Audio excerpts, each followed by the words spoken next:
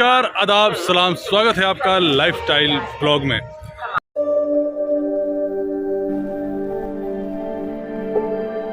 Lifestyle Vlogs.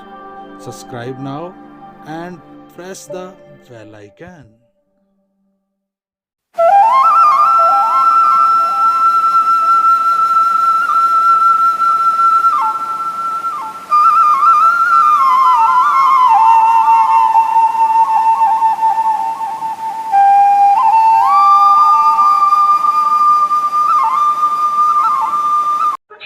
जय माता दी। जैसा कि आप देख रहे हैं कि सुबह का वक्त है और तकरीबन 6 बज रहे होंगे और हम लोग इस वक्त हैं जम्मू रेलवे स्टेशन पर।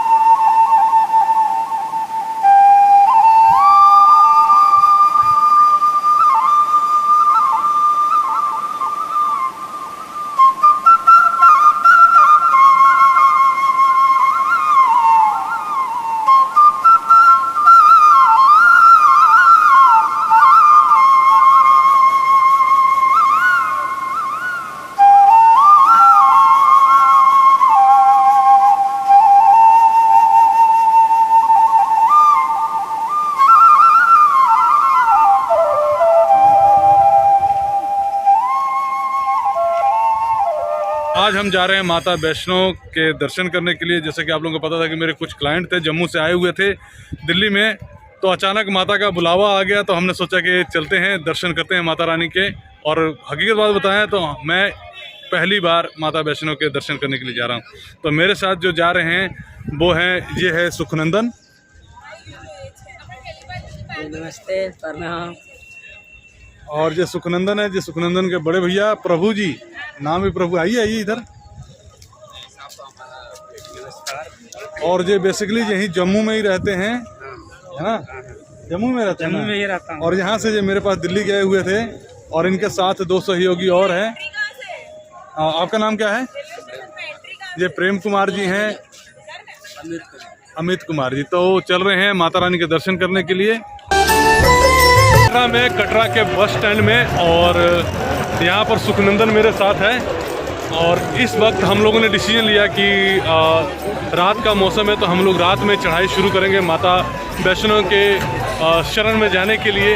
तो यहाँ आने के बाद हम लोगों ने सबसे पहले एक यात्रा कार्ड बनवाना जरूरी होता है, अनिवार्य होता है। तो ये देखिए, हमने एक यात्रा कार्ड बनवा लिया है, इसके गले में भी है। और यहाँ से देखिए बस स्टैंड का व्यू। तो जय माता दी, कैसे हैं आप?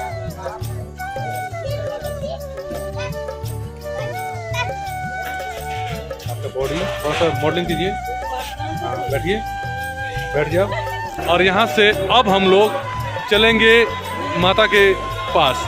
तो चलते हैं, यात्रा शुरू करते हैं।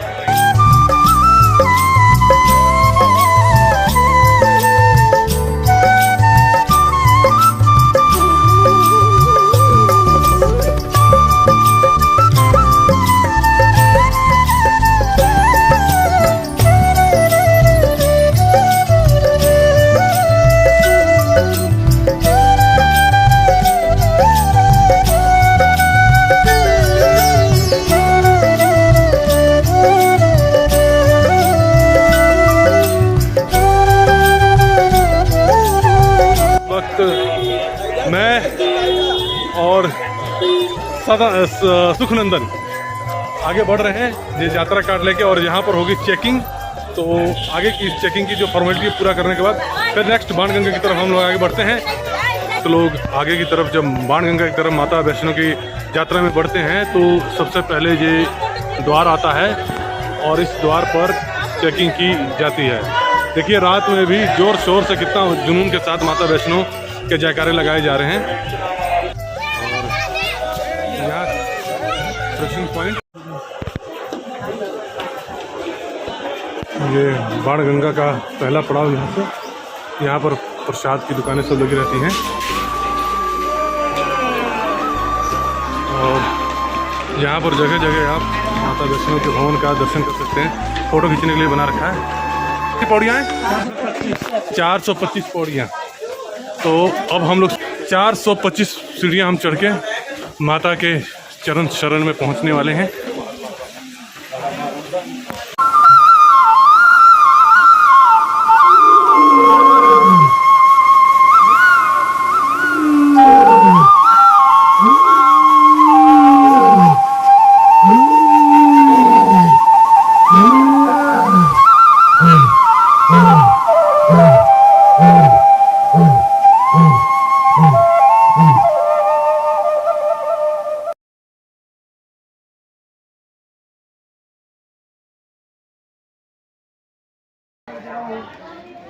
जय माता दी।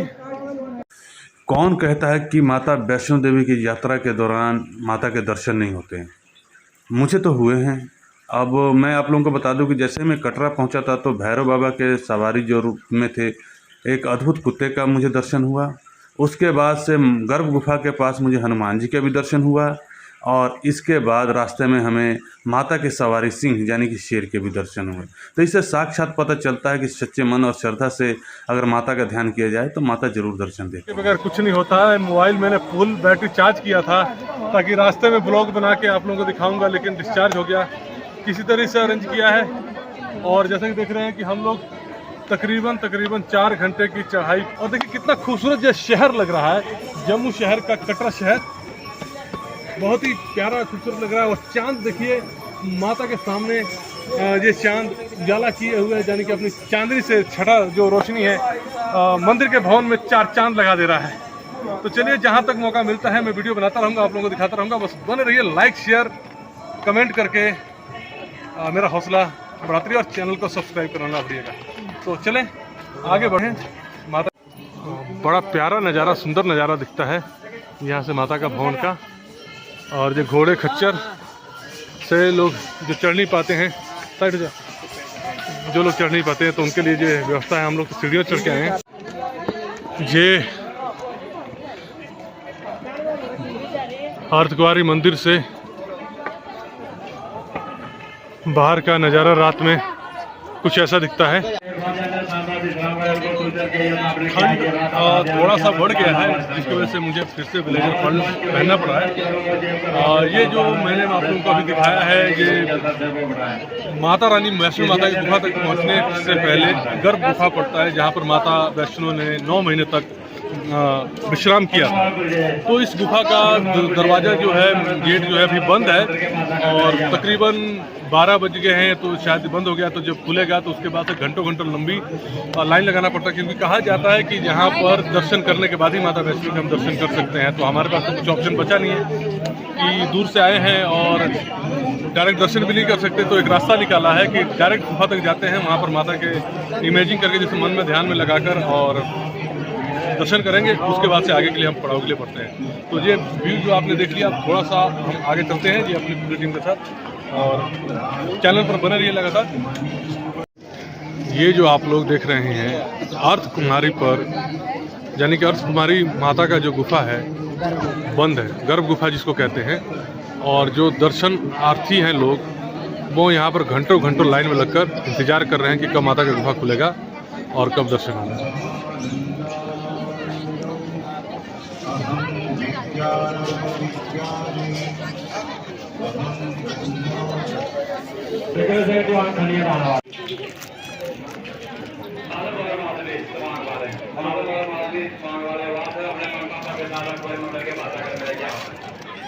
हाँ, जय माता दी। चलो ये भी ले लो।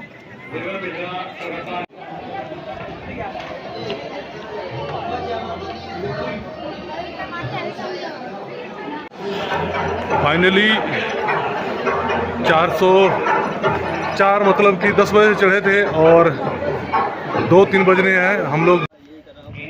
फाइनली ये हम लोग माता वैष्णो के भवन में पहुंच चुके हैं, दरबार में।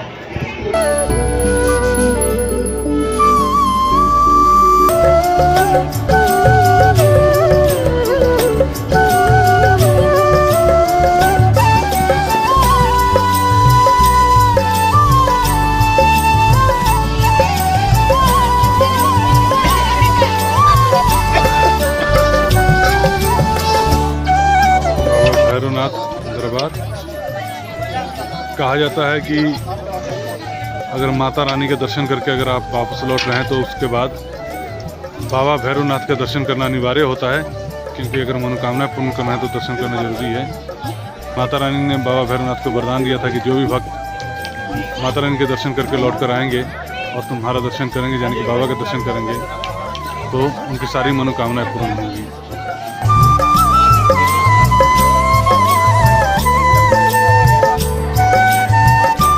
जैसे कि देख रहे हैं कि कल के चले हुए हैं हम लोग और माता रानी के भवन तक पहुंच के सुबह 4 बजे हम लोगों ने माता रानी के दर्शन किए। और किसी कारणवश मैं यात्रा की पूरी वीडियो नहीं दिखा पा रहा था, वीडियो नहीं बना पा रहा था, लेकिन फिर भी बड़ी मुश्किलों के बाद माता रानी के दर्शन हुए और उसके बाद हम आए बाबा भैरवनाथ के दर्शन करने के लिए। और ये पीछे मेरे देख सकते हैं कि बाबा भैरवनाथ के जो मंदिर है कितना खूबसूरत और शोभान है। अब दर्शन हो गए हैं, अब हम चल रहे हैं कटरा की तरफ। जय माता दी।